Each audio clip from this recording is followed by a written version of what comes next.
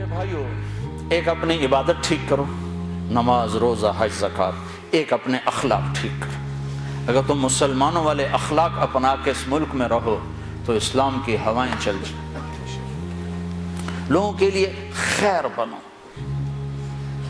ایک صحابی نے کہا یا رسول اللہ میں چاہتا ہوں سب سے بہترین میں ہوں، تو آپ نے کیا کہا؟ تہجد پڑھ، روزے رکھ، نفل پڑھ، صدقے کر، خیرات کر، حج کر، عمرے کر۔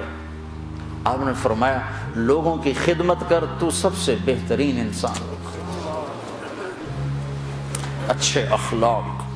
ایک نے کہا یا رسول اللہ میں چاہتا ہوں میرا ایمان کامل ہو جائے، مکمل ہو جائے، تو آپ نے فرمایا تو اپنے اخلاق اچھے کر، تیرا ایمان مکمل ہو جائے گا۔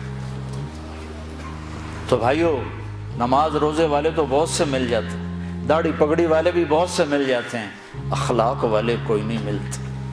معاف کرنے والوں سے دنیا خالی ہوگی، درگزر کرنے والوں سے دنیا خالی ہوگی۔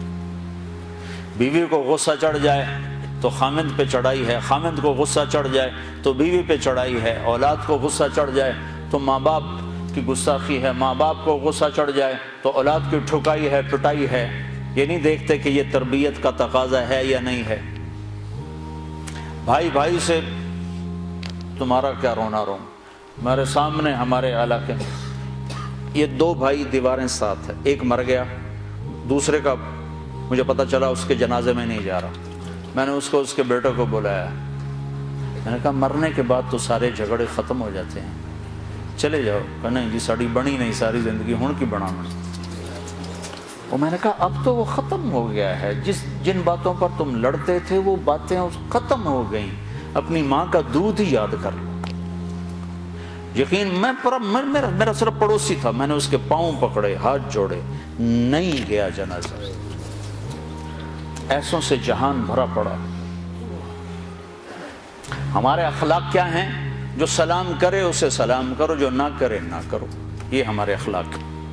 جو مسکرائے اس کے سامنے مسکراؤ، جو آنکھیں دکھائے اس کو وٹا دکھاؤ، یہ ہمارے اخلاق ہیں۔ آپ نے ارشاد فرمایا ساری زندگی کے تہجد گزار اور سارے دن کے روزے دار سے آگے نکل جائے گا اچھے اخلاق والا۔ چونکہ یہ مارکیٹ میں سودا ہے نہیں۔ اور سارے اخلاق کا نچوڑ ایک چیز بتاتا ہوں، یہ زبان قابو میں رکھو، سارے اخلاق قابو میں آ جائیں گے۔ مظفر آباد کشمیر میں ہماری جماعت تھی تو وکلاء کا وفد آیا ملنے، میں نے آدھا پونا گھنٹہ بات کی تو پھر ایک وکیل صاحب کہنے لگے جی ایک نصیحت کر دیں، آپ کی بہت ساری نصیحتیں سنی ہیں، ایک نصیحت کر دیں۔ تو میں نے اب مجھے دیکھو، میں نے کہا یہ زبان قابو میں، کہا نا نا نا کوئی اور بتائیں، کوئی اور بتائیں، کوئی اور بتائیں۔ اگر آپ اپنی زبان پہ قابو پا لو، غصے کے وقت بھی، خوشی کے وقت بھی، اس میں سے تول کے لفظ نکالو تو آپ سے بڑا مقام والا کوئی نہیں ہوگا۔ تہجد نماز روزوں سے کوئی آپ کو نہیں پکڑ سکتا، حج عمروں سے آپ نہیں پکڑے جاؤ گے۔ سعید انور اور محمد یوسف جب مسلمان ہوا تو یہ دونوں میرے پاس آئے تو کہنے لگے سارا زور لگ گیا کرکٹ پر، تو کوئی جنت کا شارٹ کٹ بتاؤ، زور ادھر لگ گیا۔ تو میں نے کہا اپنے اخلاق ٹھیک کر لو۔ اس پر تھوڑی سی بات کی، کہا نہیں نہیں نہیں یہ تو بہت مشکل کام ہے، تو بہت مشکل کام۔ میں نے شارٹ کٹ تو پھر یہی ہے، آپ کو جس روڈ پہ رش ہوتا ہے تو آپ گاڑی موڑ لیتے ہو کہ نہیں موڑ لیتے؟ اب وہ پہلے کو کمپیوٹر بھی بتا دیتا ہے ادھر نہ جاؤ، ادھر ٹریفک بلاک ہے، تو آپ خالی روڈ جب ہوتی ہے تو آپ گاڑی بھگاتے ہو، راستہ کھلا ہے بھگاؤ جتنی بھگا سکتے ہو۔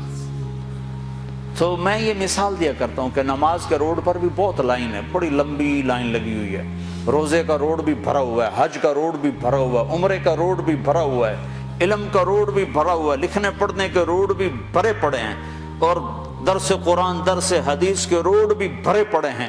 اخلاق والا روڈ ہی خالی، بندہ ہی کوئی، نہ کوئی مرد نہ کوئی عورت۔